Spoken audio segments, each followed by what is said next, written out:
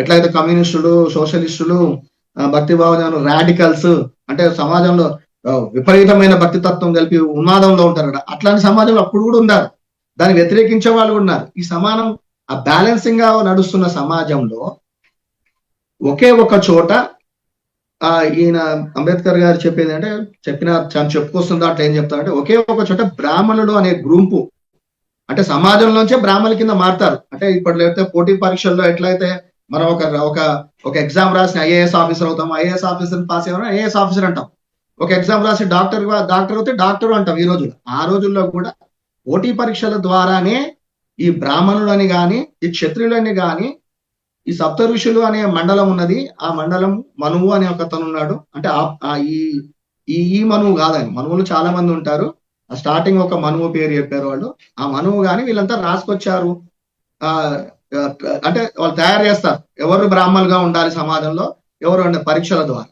ఈ పరీక్షలు అనే క్రమంలో ఏమైంది, సమాజము నాగరికంగా ఎదిగింది, సైంటిఫిక్ గా ఎదిగింది. సైంటిఫిక్ గా ఎదగడం అంటే అప్పుడున్న అనాగరికం నుంచి బరిసెలు, బల్లాలు తయారు చేసుకోవడము, రథాలు తయారు చేసుకోవడము, బాణాలు తయారు చేసుకోవడం అనే ఒక టెక్నాలజీ పెరిగిన తర్వాత ఒకవైపు ఏమో ఈ దైవభావము, మూర్ఖత్వం కూడా ఒకవైపు పెరుగుతుంటది సమాజంలో. ఆ ఈ రెండింటిని బ్యాలెన్స్ చేసుకుంటూ సమాజం మటుకు బాగానే ఉన్నది. అంటే అప్పటి వరకు బాగానే ఉన్నారు జనాలు అని చెప్పుకొస్తూ ఒకే ఒక చోట ప్రాబ్లం ఏమొచ్చింది అంటే, ఈ బ్రాహ్మణులకి ఒక ప్రాబ్లం వచ్చింది అంటాడు ఆయన. ఏంటి ఆ ప్రాబ్లం? బ్రాహ్మణులకి వచ్చిన ప్రాబ్లం ఏంటిది? పోటీ పరీక్షలను ఎదుర్కోవడం అనేది నుంచి వాళ్ళు మొత్తం తప్పుకోదలుచుకున్నారు పక్కకి. ఏమని డిక్లేర్ చేసుకున్నారు అంటే, ఆయన చెప్తాడు కూడా, సమాజం పైన కుల వ్యవస్థ రాత్రికి రాత్రి ఏర్పడిందా, ఈ కుల వ్యవస్థ రాత్రికి రాత్రి ఉద్దేశారా అంటే కాదు అంటాడు. దాదాపు 500 సంవత్సరాలు పట్టింది వర్ణ వ్యవస్థ నుంచి, వర్ణ వ్యవస్థ ఫేజ్ 1, ఫేజ్ 2, ఫేజ్ 3 నుంచి వర్ణ వ్యవస్థ అంత్యదశ, కుల వ్యవస్థ ప్రారంభము, కుల వ్యవస్థ స్థిరీకరణ కాబట్టి 500 సంవత్సరాలు పట్టింది. అంటే ఈ వేదకాలం ఏమో 1500 సంవత్సరాలు. అంత్యదశ, వర్ణ వ్యవస్థ అంత్యదశ అంటే తన చివరి దశ వచ్చేసి క్రీస్తు పూర్వం 5వ శతాబ్దం అంటే ఇంచుమించుగా చెప్తారు. తర్వాత వర్ణ వ్యవస్థ నుంచి పూర్తి కుల వ్యవస్థగా మనువు సిద్ధాంతం రాశాడు. అంటే మనువు ఈ కుల వ్యవస్థను స్థిరీకరించాడు. అది క్రీస్తు శకం 3వ శతాబ్దం స్థిరీకరణ. అంటే 800 సంవత్సరాలు పట్టింది ఒక చట్టం తయారు చేయడానికి వాళ్ళకి. అంత క్రూయల్ చట్టాలు చేయడానికి అంత సంవత్సరం అండి. ఇదంతా ఒక చరిత్రలో పరిణామక్రమంగా జరిగింది అని చెప్పుకొస్తారు. ఇదంతా నేను చెప్పేది అంబేద్కర్ చరిత్ర చదివిన దృష్టిలో ఆయన ఏమేమి అంశాలు చెప్పుకొచ్చారు అనే దాని గురించి చెప్తున్నాను. సో ఆ క్రమంలో ఒక చోట ఏమంటారంటే, బ్రాహ్మణులకు ఒక ఇబ్బంది ఏర్పడింది. ఈ పోటీ పరీక్షలు అంటే పండిత పుత్రుడు పోటీ పరీక్ష కాకపోతే కిందకి దిగజారిపోవాలి. అంటే ఇంకో సెట్ ఆఫ్ దాంట్లోకి వెళ్ళాలి. అంటే మనకి ఇంటెలెక్చువల్ లో పాస్ అవ్వకపోతే ఐఏఎస్ కాకపోతే ఐపీఎస్ అవ్వాలి, లేదా కత్తి తిప్పడాలు ఒక టూల్స్. ఇది కాకపోతే కామన్స్ లోకి వెళ్ళాలి. అంటే వ్యవసాయము, అప్పట్లో త్రైవర్ణ వ్యవస్థలో వ్యవసాయము, పశుపాలన మాత్రమే ఈ సాధారణ జనాలు చేసే పనులు. ఒకటి వ్యవసాయం చేయాలా, 2 పశుపాలనే. ఇంకా మిగతా ఇంకా అప్పటికి ఇంకా ప్రారంభం అవుతున్నాయి ఒక్కొక్క సెక్షన్. అందులో వాళ్ళు చేయాల్సిందే. సో అట్లా చేస్తూ ఒక దశలో ఏంటంటే బ్రాహ్మణులు అనే ఒక సెక్షన్ సమాజం నుంచి విడిపోయింది అంటాడు ఆయన. విడిపోవడం ఏంటంటే వాళ్ళకు ఒక పెద్ద కూటమి కింద ఏర్పడేసరికి పెద్ద కూటమి వాళ్ళు ఒక నిర్ణయానికి వచ్చారు. ఏంటిది, ఈ పోటీ పరీక్షల్లో కనుక మా పిల్లలు ఫెయిల్ అవుతే వాళ్ళని క్షత్రియుడిగానో, వైశ్యుడిగానో, లేదా 4వ స్టేజ్ అంత్యదశ వచ్చిన స్టేజ్ కి శూద్రుడుగానో వెళ్లాల్సి వస్తుంది. కాబట్టి మేమేం చేస్తామంటే ఇక నుంచి వాళ్ళ డోర్లు వాళ్ళు క్లోజ్ చేసుకున్నారు అంటాడు ఆయన. అంటే తలుపులు మూసుకున్నారు కొందరు అంటాడు. ఏంటా తలుపులు మూసుకోవడం? ఇక నుంచి ఏ పోటీ పరీక్షల్లో మేము పాల్గొనము, మా పిల్లలకి ఆ ఇంటెలెక్చువల్ ఏదో మేము చెప్పుకుంటాము, వాళ్ళు అలాగే ఉంటారు అని ఒక తలుపులు మూసుకున్నాడు అంటాడు. తలుపులు మూసుకోవడం ద్వారా సమాజం మొత్తం అట్లా డివైడ్ అయిపోయిందా అంటే కాదు అంటాడు. వీళ్ళు మటుకే తలుపు మూసుకున్నారు, వేరే వాళ్ళు తలుపులు మూయలేదు. అంటే స్టేజ్ 1 లో తలుపులు మూయలేదు. ఎందుకు మూయలేదు అంటే వాళ్ళు రావచ్చు అన్నాడు. అందుకే మీకు మహాభారతంలో కానీ అటువంటి కథల్లో హిస్టారియన్స్ లో మీరు అది పురాణాల కింద చదివిన దాని హిస్టరీ కింద కూడా దాన్ని గమనించవచ్చు. ఆ రోజు వాతావరణ రాజకీయాలు కనపడతాయి మనకి. మహాభారతంలో శూద్ర రాజులు కనపడతారు మనకి. అందుకని అంటే క్షత్రియులుగా రాజుల కింద కనపడతారు. వీళ్ళు మన ఋషులలో చాలా మంది మనకి వ్యాసుడు లాంటి వాళ్ళు, వ్యాసుడు తండ్రి పరాశరుడు, పరాశరుడి కులాంతర వివాహం, వ్యాసుడు కొడుకు, మరి అప్పుడు వేమవాళ్ళ ఆయన కానీ పెద్ద ఋషి అయ్యాడు. అట్లాగే మన వ్యాసుడికి ఒక మన కామన్ గా దాసి ఉంటది ఆ రాజ్యంలో, ఉంటే వాళ్ళ పిల్లడు విదురుడు అయ్యాడు, విదురుడు ఆ రాజ్యానికి మంత్రి అవుతాడు. సో అట్లా లేదు, తీసుకుంటారు వాళ్ళ నాలెడ్జ్ బట్టి పైకి తీసుకుంటారు వాళ్ళని. ఆ అట్మాస్ఫియర్ చరిత్రలో కూడా కనపడుతుంది అంటాడు ఆయన.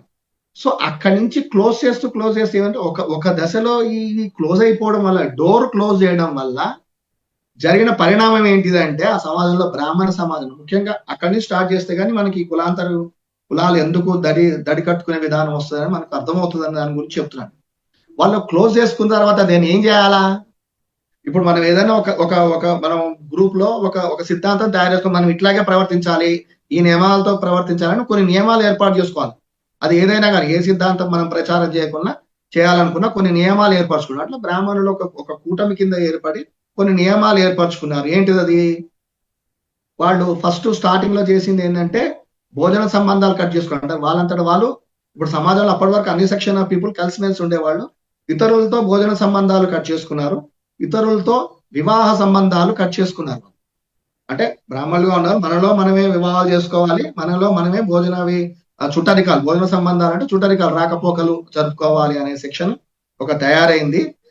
దీన్ని చూసి కొంతకాలానికి క్షత్రియులు కూడా అనుకరణ సిద్ధాంతంలో భాగంగా సమాజం ఎప్పుడు అనుకరిస్తుంది అనేది అంబేద్కర్ చెప్పిన పాయింట్లలో ఒక పాయింట్. అది సమాజం ఎప్పుడు పైనున్న వాళ్ళని అనుకరిస్తుంది అంటాడు ఆయన. అదొక చాలా చాలా బలమైన ప్రతిపాదన చేస్తాడు అనుకరణ సిద్ధాంతం అని, దాని గురించి చాలా చెప్తాడు. సో ఈ బ్రాహ్మణులు అనే వాళ్ళ ఒక ఇది క్షత్రియులు అనుకరించారు, క్షత్రియుల తర్వాత వైశ్యులు అనుకరించారు. ఈ నాలుగో వాళ్ళకి అనుకరించడం ఉండదు, వాళ్ళని ఫాలో అవ్వడమే ఉంటది. అంటే వాళ్ళు డోర్ క్లోజ్ చేసుకోలేదు, ఎందుకంటే వాళ్ళకి పైకి వెళ్ళాలి తప్ప కిందికి వెళ్ళేది ఉండదు. అంచెజులు కానీ నాలుగురు కానీ ఈ ముగ్గురు మూసేసుకున్నారు. అందుకే ఆయన ఒక చోట ఏమన్నాడంటే అంబేద్కర్, కొందరు తలుపులు మూసుకున్నారు, కొందరికి తలుపులు మూసుకోవాల్సి వచ్చిందండి. అని కింద వాళ్ళకి ఏమో తప్పదు, ఇక వాళ్ళంతా వాళ్ళు మూసుకోవాలి తలుపులు.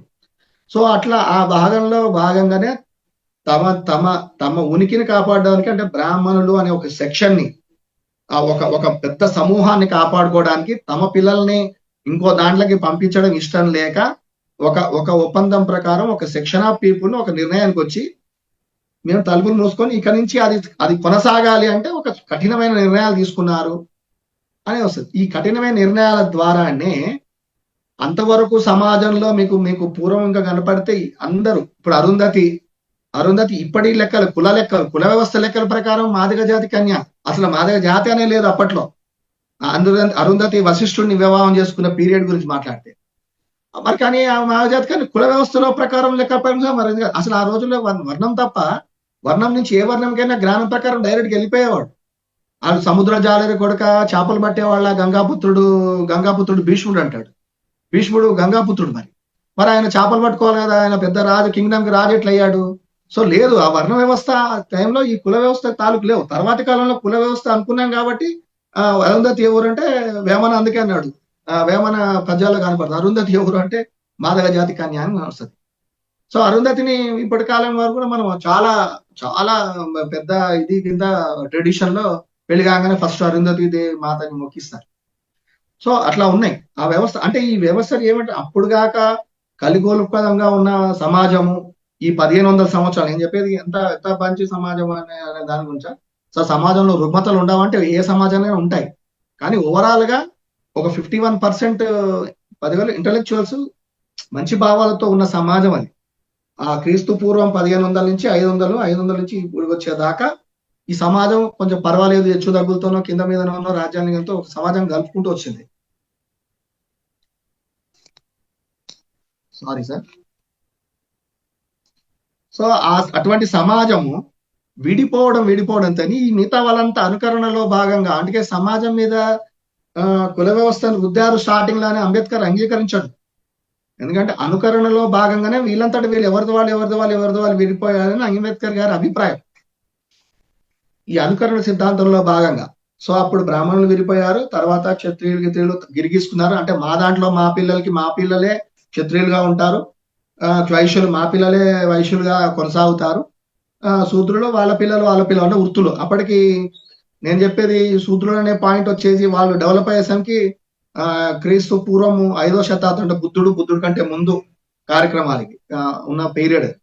సో ఆ 4వ టర్మ్ ఉన్న జనాలు అంటే ఎవరెవరు అప్పటికి వృత్తులు పెరిగాయి. స్టార్టింగ్ లో వ్యవసాయము, పశుపాలన మాత్రమే ఉండేది. ఆ తర్వాత సమాజానికి అనుకూలంగా ఇప్పుడు చక్రం తయారు చేసే టెక్నాలజీ వచ్చింది కాబట్టి చక్రం తయారు చేసే ఒక సెక్షన్ ఆఫ్ పీపుల్ తీసుకోవడం వల్ల అవన్నీ శూద్ర వర్ణాల్లో 4వ భాగంలో ఉంచారు వాళ్ళందరినీ కూడా ఉంచారు. అందుకే మీకు శూద్రులు కూడా చాలా కాలం వరకు శూద్రులు కూడా క్షత్రియుల్లాగా వైశ్యుల్లాగా గౌరవప్రదంగానే ఉన్నవాళ్లే. సో ఇందులోంచి మిగిలిపోయిన ఎప్పుడైతే ఇది మొత్తంగా ఒక తారాస్థాయికి చేరిందో క్రీస్తు పూర్వం 5వ శతాబ్దంలో, ఇంకా అప్పటి నుంచి సమాజం మెల్లిమెల్లిగా డివేట్ అవడం వచ్చింది. అంటే ఆ సమాజంలో అంటే జనరల్ గా ఏంటంటే ఎవరైతే మేధావులు ఉంటారో వాళ్ళు సమాజాన్ని గనక సక్రమైన మార్గంలో నడిపించకపోతే వ్యవస్థ మొత్తం మెల్లిమెల్లిగా కుప్పకూలిపోతుంది అనే దానికి ఉదాహరణ అది. సో అట్లాగే వాళ్ళకి సంబంధించిన డివియేషన్స్ లో సమాజం విడిపోతూ కుల వ్యవస్థకు మారింది. ఈ కుల వ్యవస్థ మారేసరికి వచ్చి కుల వ్యవస్థ మారిన మన నష్టం ఏంటి అంటే, కుల వ్యవస్థ మారిన తర్వాత నష్టం ఏంటంటే ఇక ఆఖరికి వీళ్ళు ఎప్పుడెట్లా వాళ్ళ హక్కుల్ని నిలదొక్కోదలుచుకున్నారు. బ్రాహ్మణులు మేము మేధావులని అదే దాంట్లో ఉండదలుచుకున్నారు. ఎట్లయితే క్షత్రియులు మేము క్షత్రియులమని అదే గుంపులో ఉండదలుచుకుంటే ఏమవుతుందంటే ఈ కింద వాడిని కూడా చాతుర్వర్ణంలో 4వ వర్ణాన్ని కూడా రావడం ఆపేశారు. అది క్రీస్తు పూర్వం 5వ శతాబ్దం నాటికి 4వ వాళ్ళు రావడం, వాళ్ళు కూడా మెల్లిమెల్లిగా ఆగిపోయారు లాగకూడదు. ఎందుకంటే ఎవరిది వాళ్ళే పని చేయాలా. అప్పుడు ఈ మనువు అనే సిద్ధాంతం అంటే అంతకుముందు 500 సంవత్సరాలు చెప్పాను రాత్రికి రాత్రి కుల వ్యవస్థ ఏర్పడిందంటే కాదు. క్రీస్తు పూర్వం 3వ శతాబ్దం నుంచి మూడు నుంచి క్రీస్తు శకం 2-3 అంటే 500-600 సంవత్సరాలు పట్టింది పూర్తి స్థిరీకరణ చేయడానికి. అది మనువు స్థిరీకరించాడు. మనువు తనంతట రాస్తే సమాజం ఒప్పుకోదండి. ఎవరైనా రాత్రికి రాచి ఇప్పట్లో ఏమైనా సుప్రీంకోర్టు ఒక రిజల్యూషన్ చేస్తే దేశం మొత్తం పాటిస్తుంది, లేదా పార్లమెంట్ లో చట్టం చేస్తే దేశం మొత్తం పాటిస్తుంది. అట్లా ఉండదు. అట్లా సమాజాన్ని ఒప్పించాలా, ఒక సిద్ధాంతాన్ని ఒప్పించాలి అంటే ఒక మార్పుని తీసుకురావాలంటే తలలు దిగిపోతాయి. అట్లాంటి సమాజం ఉండేది అప్పట్లో, ఇప్పట్లలో ఉండేది కాదు. కానీ వాళ్ళని కేటగారికల్ గా ఒప్పించాలి. ఒప్పించడానికి ఈ కుల వ్యవస్థని స్థిరీకరించడానికి పురాణాలు అనే కొత్త భాగాన్ని ఇంట్రడ్యూస్ చేయబడ్డాయి.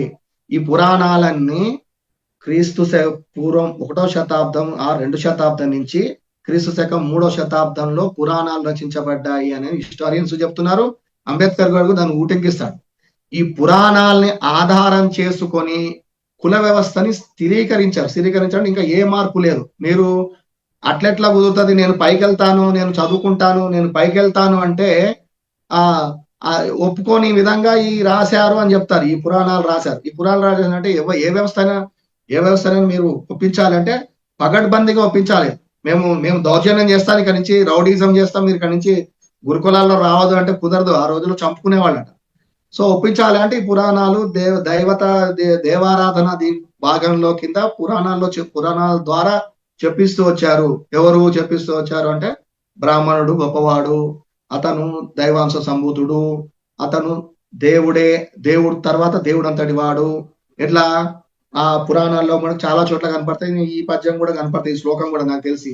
ఏది విశ్వం దైవాధీనం, దైవం మంత్రాధీనం, మంత్రం బ్రాహ్మణాధీనం, బ్రాహ్మణ మమ దేవత. ఇప్పటికి కూడా చాలా మంది ఎవరు బ్రాహ్మణులు అంటే వాళ్ళు చాలా పూజ్యులు అని చెప్పుకుంటారు సమాజంలో. కారణం ఏంటంటే వాళ్ళ ఆ స్థాయిలో ఉంచారు. సమాజం ఫస్ట్ నుంచి ఆ స్థాయిలో ఉంచింది వాళ్ళు కూడా దాన్ని మెయింటైన్ చేస్తూ వచ్చారు. అది మంచిగా చెడ తర్వాత మాట్లాడుకుంటాం. అది ఆ తత్వాన్ని తీసుకొచ్చు రచనలు జరిగినాయి. ఈ రచనలు జరగాలంటే ప్రజలంతా డివైడ్ అయినా కూడా ప్రాబ్లం లేదు. ఇప్పుడు 3 వర్ణాలు కాస్త 4 వర్ణాలు అయినాయి వర్ణ వ్యవస్థలో. అప్పుడు కూడా ఏం ప్రాబ్లం రాలేదు. ఎందుకంటే ఎవరు కావాలంటే నేను చదువుకోవాలనుకుంటే నేను నా తండ్రి బండి చక్రం తయారు చేసే వ్యక్తి అంటే నాకు ఇది ఇష్టం లేదు, నేను బాగుంది కత్తి తీస్తాను, నేను కూడా యుద్ధం కళ నాకు బాగా నచ్చింది, నాకు ఆ కాన్షియస్ అది మంచిగా ఉంది, నాకు నేర్చుకుంటా అంటే వెళ్ళే అవకాశం ఉంది. కానీ ఎప్పుడైతే కుల వ్యవస్థ ఏర్పడిందో ఈ వ్యవస్థని బాగా పగడ్బందీగా రాశారు. అప్పటి నుంచి ఆ ఎంట్రీస్ లేవు, ఇంకా రిటర్న్ ఎంట్రీస్ ఉండవు. ఎవరిది వాళ్ళు అక్కడే ఉండాలి అనేది కుల వ్యవస్థ. ఈ కుల వ్యవస్థ నిలబడాలి అంటే ఆ బ్రాహ్మణుడు ఫస్ట్ చేసిన ఇదే వీళ్ళందరికీ రూల్ కింద మార్చారు. ఏంటి రూల్? ఎవరు పెళ్లి చేసుకోకూడదు. అంటే ఈ గుంపులో నేను కంసాలి అయితే కంసాలి వాళ్ళని పెళ్లి చేసుకోవచ్చు, కంసాలి వృత్తి చేసుకోవచ్చు. ఆ వృత్తిని వాళ్ళు నిబద్ధం చేసుకోవచ్చు, ఆ వృత్తిలో వాళ్ళు ఎదగచ్చు, అంతేవరకే. నాకు ఇంట్రెస్ట్ ఉందండి, నాకు ఇది బాగలేదు, నేను బండి చక్రం తయారు చేస్తాను, ఆ వృత్తి నేర్పండి అంటే ఆ వృత్తిని నేర్పచ్చారు. అది చట్టం. ఇది మనుస్మృతి చేసిన చట్టం. ఈ చట్టం వల్ల జరిగింది ఏంటి? కొందరిని గొప్పవాళ్ళుగా, ఆ తర్వాత మళ్ళీ కింద వాళ్ళు గొప్పవాళ్ళుగా, మళ్ళా మూడో వర్ణం గొప్పవాళ్ళుగా, ఆ తర్వాత 1, 2, 3, 4 ఎన్ని వృత్తులు పెరుగుకుంటూ పోతే ఇప్పుడు కాకతీయుల వరంగల్లోనే, మరి కాకతీయుల రాజ్యంలో కూడా ఏవో రాసి ఉంటాయి. ఆ కాకతీయుల కాలం నాటికి 1000 సంవత్సరాల క్రితం అనుకుంటా 18 వృత్తులే ఉండేవి. అప్పుడు ఎన్ని ఉండాలి కులాలు? వృత్తికో కులం అనుకుంటే 18 కులాలే ఉండాలి. మళ్ళీ ఎట్లా 6000 కులాలు 3000 కులాలు అని చెప్పుకుంటున్నాం? ఈ పరంపర కొనసాగింది. వాళ్ళు దాన్ని మార్చడానికి ఇష్టపడలేదు. ఆ పైన వాడు ఒక చట్టం చేశారు, ఆ చట్టం ప్రకారం రాజ్యాలు నడిచినాయి, రాజులు కూడా దానికి అంగీకరించారు, వాళ్ళ జోలికి వెళ్ళలేదు, వీళ్ళు ఏదో రాజ్యాలు చేసుకుంటూ పోయారు, అదే చట్టాలని అమలు చేస్తూ పోయారు.